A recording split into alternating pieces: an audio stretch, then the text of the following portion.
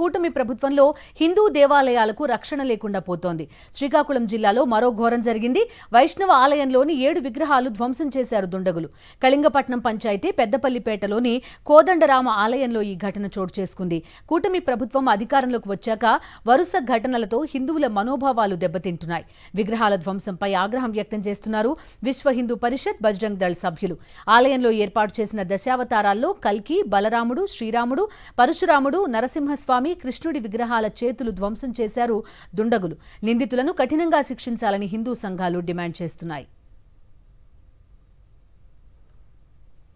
మరింత సమాచారం మా ప్రతినిధి సునీల్ అందిస్తారు.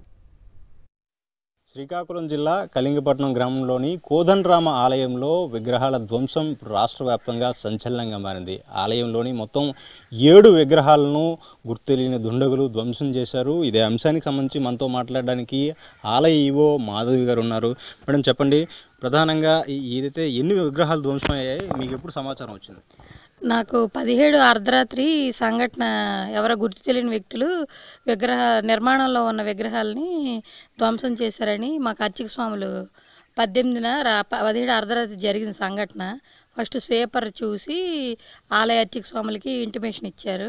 అర్చక స్వాములు నాకు 18న 11:30 టైంలో కాల్ చేశారు. నేను వెంటనే ఆలయానికి వచ్చి దీనిపై పరిశీలన చేసి వెంటనే గార పోలీస్ స్టేషన్ హౌస్ ఆఫీసర్ వారికి కంప్లైంట్ ఇవ్వడం కూడా జరిగింది. ఆలయ అర్చక స్వాములు ఆలయ పెద్దగా అంటే ఇక్కడ చూస్తున్నారు కొంత కార్యకలాపాలు. అతను పుట్నూరు కృష్ణమూర్తి గారు అతను కూడా స్టేట్మెంట్ తీసుకోవడం జరిగింది. స్వీపర్ స్టేట్మెంట్ కూడా తీసుకోవడం జరిగింది. దానిపైన పోలీస్ వారికి మేము కలిసి ఎఫ్ఐఆర్ ఫైల్ చేసేలాగా మేము చర్యలు తీసుకుంటాం. ఎవరనేది నిన్న కూడా కంప్లైంట్లో దొండగులపై కఠినంగా చర్యలు తీసుకోవాలని మేము ప్రార్థించాము. అది చెప్పలేమండి. ఎవరో గుర్తు తెలియని వ్యక్తులు ఎవరో ఆకతాయిగా చేశారనేది అది మనం ఇప్పటి వరకు అయితే తెలియట్లేదు. అర్చక స్వాములకు కూడా అడిగాము, ఎవరైతే చేసి ఉంటారు, మీకు ఏమైనా ఎవరిపైన అనుమానం ఉందా అది అని అడిగాము. కానీ వాళ్ళు కూడా ఇలాంటి సంఘటన ఎప్పుడు జరగలేదు, ఇదే ఫస్ట్ టైం టెంపుల్లో జరగడం, ఇక్కడంతా సేఫ్టీ ఇష్యూ కూడా ఏం లేదు, కానీ మరి ఎలా జరిగింది అనేది తెలియట్లేదు. మేబీ ఎవరైనా ఆల్కహాల్ అవి సేవించి ఉన్న వాళ్ళు ఎవరైనా అర్ధరాత్రి పూట ఎలా ఆకతాయిగా చేశారేంట, లేకపోతే ఇంకెవరైనా చేశారని మాకు ప్రస్తుతానికైతే మేము అనుమానితులు అనే వాళ్ళు ఎవరు మాకు తెలియదు. మేము ప్రస్తుతానికి ప్రైమరీగా దీనికి కంక్లూజన్కి వచ్చాం. అదే మేము పోలీస్ వారికి కూడా చెప్పాం. వాళ్ళు కూడా దానిపైన చర్యలు తీసుకుంటామని చెప్పారు.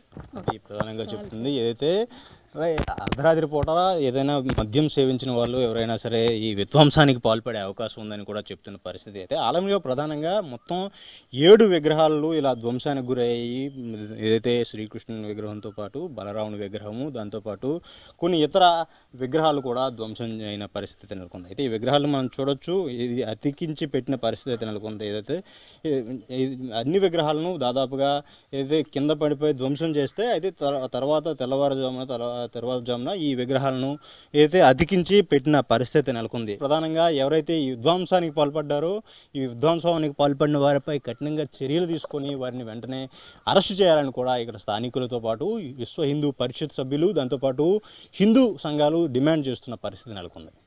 కెమెరామెన్ రాజుతో సునీల్, సాక్షి టీవీ, శ్రీకాకుళం.